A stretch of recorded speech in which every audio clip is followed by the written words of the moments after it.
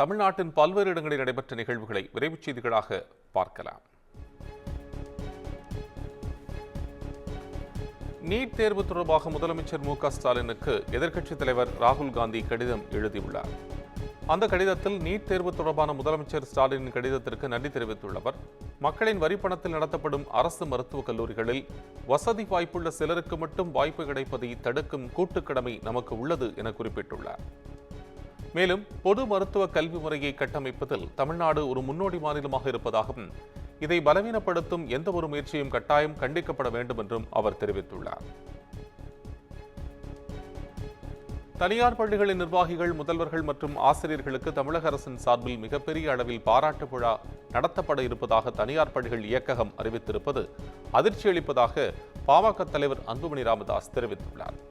இதுகுறித்து அவர் வெளியிட்டுள்ள அறிக்கையில், மக்களின் வரிப்பணத்தை வீணாக்கும் இந்த முடிவு கண்டிக்கத்தக்கது என்றும், இதுவரை இல்லாத வகையில் தனியார் பள்ளிகளுக்கு அரசே பாராட்டு விழா நடத்துவது தேவையற்றது, நியாயமற்றது என்றும் குறிப்பிட்டுள்ளார்.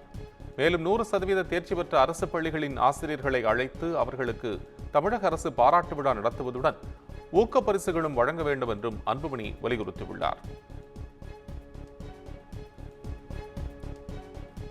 சென்னையை அடுத்த ஐயப்பந்தாங்கலில் மசாஜ் சென்டர் என்ற பெயரில் பாலியல் தொழில் செய்து வந்த நபரை போலீசார் கைது செய்தனர். ஐயப்பந்தாங்கலில் செயல்பட்டு வந்த பிரஸ்டீஜ் என்ற மசாஜ் சென்டரில் பாலியல் தொழில் நடைபெற்று வருவதாக போலீசாருக்கு தகவல் கிடைத்தது. அதன் அடிப்படையில் அங்கு போலீசார் சோதனை மேற்கொண்டதில் பாலியல் தொழில் நடைபெற்றது உறுதியானது. இதையடுத்து அங்கிருந்து 6 பெண்களை மீட்ட போலீசார் காப்பகத்திற்கு அனுப்பி வைத்தனர். அதனைத் தொடர்ந்து பெண்களை பாலியல் தொழிலில் ஈடுபடுத்திய தினேஷ் என்பவரை கைது செய்து மேலும் 2 தேடி வருகின்றனர்.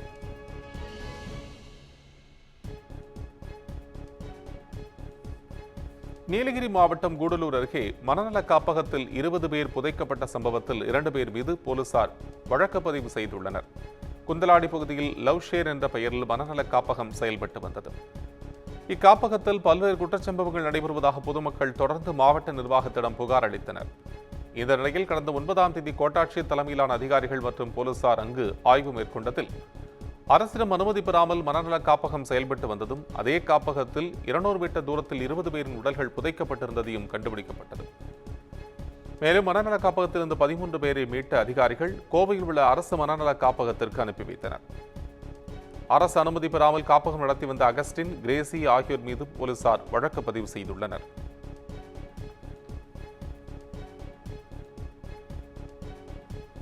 கோவை விமான நிலையத்தில் வருகிற 16ஆம் தேதி முதல் உள்நாட்டு சரக்குகளை கையாளும் பணி மீண்டும் தொடங்கப்பட உள்ளது. விமான நிலைய உள்நாட்டு போக்குவரத்து பிரிவில் பொருட்களை கண்காணித்து அனுப்பும் ஸ்கேனர் ஆபரேட்டர் பணியை விமான நிலைய ஆணையம் சார்பில் நியமிக்கப்படும் ஊழியர்கள் மட்டுமே மேற்கொள்ள வேண்டும் என்ற புதிய விதி கடந்த ஆண்டு ஜனவரி மாதம் அமல்படுத்தப்பட்டது. இதையடுத்து கோவை விமான நிலையத்தில் ஸ்கேனர் ஆபரேட்டர்கள் இல்லாத காரணத்தால் பொருட்களை நாட்டின் பல பகுதிகளுக்கு அனுப்பும் பணி நிறுத்தி வைக்கப்பட்டது. இதனால் விமான நிலையத்திற்கு பல லட்சம் ரூபாய் வருவாய் இழப்பு ஏற்பட்ட நிலையில் வருகிற 16ஆம் தேதி முதல் உள்நாட்டு சரக்குகளை கையாளும் பணி மீண்டும் தொடங்கப்பட உள்ளது. பிரான்ஸ் நாட்டு தேசிய தின விழாவை ஒட்டி புதுச்சேரி கடற்கரை சாலையில் உள்ள போர் வீரர் நினைவு சின்னத்தில் பிரான்ஸ் மற்றும் புதுச்சேரி அரசின் சார்பில் மரியாதை செலுத்தப்பட்டது. கடந்த 1789ஆம் ஆண்டு ஜூலை 14ஆம் தேதி பிரான்ஸ் நாட்டில் இருந்த மன்னராட்சியை பாரிஸ் நகரில் உள்ள பஸ்தி என்ற சிறைச்சாலையை மக்கள் புரட்சி மூலம் தகர்த்து முடிவுக்கு கொண்டு வந்தனர். இதன் மூலம் மக்களாட்சி அங்கு நிறுவப்பட்டது. இந்த தினம் பிரான்ஸ் நாட்டு தேசிய தினமாக கொண்டாடப்படுகிறது. இத்தினத்தை ஒட்டி நினைவுகூரும் வகையில் புதுச்சேரி கடற்கரை சாலையில் உள்ள போர் வீரர் நினைவு சின்னத்தில் பிரெஞ்சு துணை தூதர், புதுச்சேரி ஆட்சியர் ஆகியோர் மரியாதை செலுத்தினர்.